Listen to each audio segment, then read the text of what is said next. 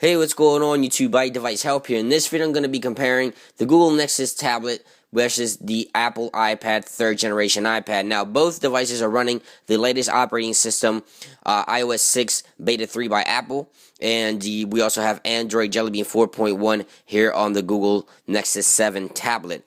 Now, I won't be comparing this tablets in a way that depicts which one's better. This is not the case. I don't think these two tablets aim at the same market, actually. This is a smaller tablet. It aims at a cheaper market, the $200 price point, and the iPad obviously is the higher end, more expensive tablet market. You can't really, I don't think, in my opinion, you can compare the both because they aim at two different markets. But you can compare some of the software and some of the hardware differences, which is what I'm going to be doing in order for you guys to make a better idea and to take a better choice when you go to buy your tablet, if that's what you're in the market for. So if you're in the market for a tablet, you want to know that the iPad starts at $499. If you didn't know already, it goes all the way up to $800. The Nexus 7 starts at $200 and goes all the way to $250 for 8 and 16 gigabyte versions. Now, like I said, this is not a matter of which tablet is better because they're two different devices and different markets. But let's go ahead and compare some of the differences that they do have in order for you guys to make better choices when you go purchase your tablet. Now, on the Nexus 7 tablet, we have the front-facing camera and no back camera. So that's one of the differences here on the hardware. Really quick that you can tell right away. Obviously, the iPad has a front-facing camera as well as the back-facing camera.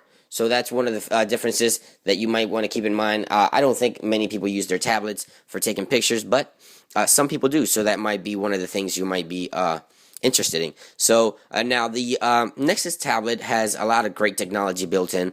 It has all the things you'll find on the mobile devices these days: Wi-Fi, Bluetooth, and all that good stuff. But it is missing 3G and 4G connectivity. You cannot use any network to connect. You can only use Wi-Fi or any AT&T, no AT&T, no Verizon, anything like that, just Wi-Fi. So the thing with this device, you might want to download everything you want before you take it out on the road, or if you go into a place where there's Wi-Fi, then you have nothing to worry about. Now, it does have a great technology built in, obviously, that Google is working on, which is Google Wallet. As you can see, that application there is used that if you are at a cash register, you tap the device to the cash register, kind of like so, and it'll automatically transfer and pay for you as you go. And also, they also use this technology for this. If you have another device that runs Android Jelly Bean 4.1, you can tap both devices and they would transfer data such as pictures, music, and all that other stuff that you can transfer to NFC, which is near field communication, which allows both devices to communicate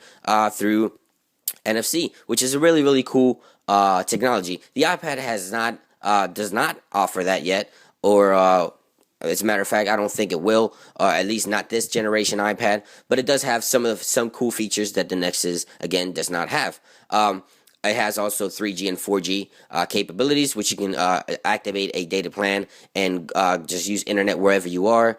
And also offers Wi-Fi, Bluetooth, GPS, just some of the things that the iPad does that the Nexus does not do. It does have navigation on the Nexus, but obviously you need a network connection. So if you carry a Wi-Fi hotspot with you, then you can use it on the Nexus. But if on the iPad, you just need a data plan, which is the technology is built into the device itself. Now, if we put them side by or on top of each other, as you can see, the Nexus tablet is quite smaller. Obviously, it's a 7-inch diagonal screen. The iPad is a 10-inch diagonal screen. And if we go by which one's thicker, I don't know. You guys give me your opinion. To me, it looks like the iPad and the Nexus might be the same width. Obviously, the Nexus is 340 grams, really, really light. The iPad is a pound and a pound 0.4, I believe, and it's quite heavier than the Nexus.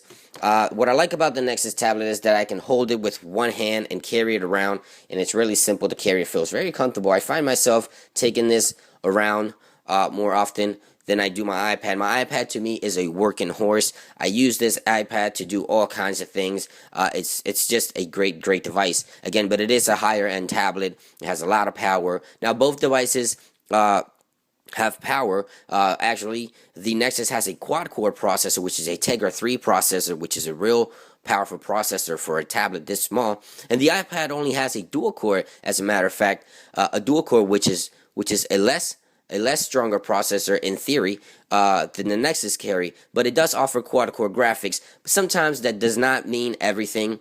Quad-core or dual-core, as long as the software is working perfectly with the hardware, you can actually get more power from a dual-core than a quad-core if you have everything working correctly, actually. Now, the front-facing cameras, this is a 1.2 megapixel. This is only a GVA quality. So actually, the front-facing camera on this is better than the one on the iPad. But the back-facing camera on this iPad is a 5 megapixel that shoots 720 in video capturing.